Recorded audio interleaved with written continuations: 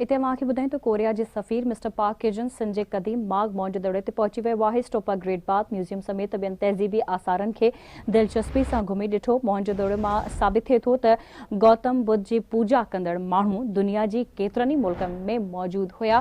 Korean सफ़ीर जो इहो चवणु आहे। सिंधु तहज़ीब घणी अवाइली ऐं क़दीम ऐं सिंध जा माण्हू महिमान नवाज़ आहिनि। मिस्टर पाक किजन जो इहो चवणु आहे। हिते अचण सां मौज दौरो इंतज़ामिया तमामु घणो प्यार ॾिनो। कोरिया जो सफ़ीर पाकिस्तान जिंदाबाद जा नारा बि लॻाईंदो रहियो। अहम ख़बर आहे अवां सां शेयर करे आहियूं। कोरिया जे सफ़ीर मिस्टर पाक किजन संजय कदीम माग मौज दौरे ते पहुची वियो आहे। स्टोपा ग्रेट बाथ म्यूज़ियम समेत तहज़ीबी आसारनि खे दिलचस्पी सां घुमी ॾिठो आहे। कोरिया जे सफ़ीर मिस्टर पाक किजन संजय कदीम माग मौज दौरे ते पहुची वियो आहे।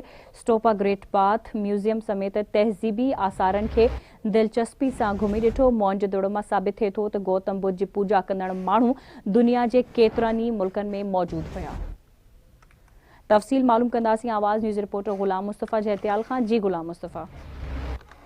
जी सिंध जे कदीम माग मौज जे दड़े ते कोरिया जो सफ़ीर पहुतो जिते मौज जे दड़े क्यूरेटर एहसान अब्बासी उनखे वेलकम कयो ऐं कोरिया जो सफ़ीर stupa great bath D K area museum समेत ॿिया जेके क़दीमी जेके आसार आहिनि उहे घुमी ख़ूब मज़ो वरितो ऐं आसारनि बाबति क्यूरेटर मौज जो दड़ो एहसान अब्बासी उनखे तफ़सीली ब्रीफिंग ॾिनी जॾहिं त सिक्योरिटी जा जेके इंतज़ाम हुआ उहे सख़्तु कया विया हुआ ऐं उनजो चवणो हुयो त हिते अची करे कोरिया जो सफ़ीर जो चवणो हो त हिते अची करे मौज दड़े ते मूंखे तमामु वॾो मज़ो आयो ऐं मूंखे हितां जे जेके मौज दड़े इंतज़ामिया तमामु प्यार ऐं मुहबत ॾिनियूं ऐं मौज दड़े जो खे ख़ूबसूरती ॾिसी करे ऐं असांखे तमामु मज़ो आयो ऐं असां पंहिंजे मुल्क में वञी करे उते इहो मैसेज ॾींदासीं त सिंध जे तारीख़ माग मौज दड़ो उहे हू ज़रूरु घुमी अचनि।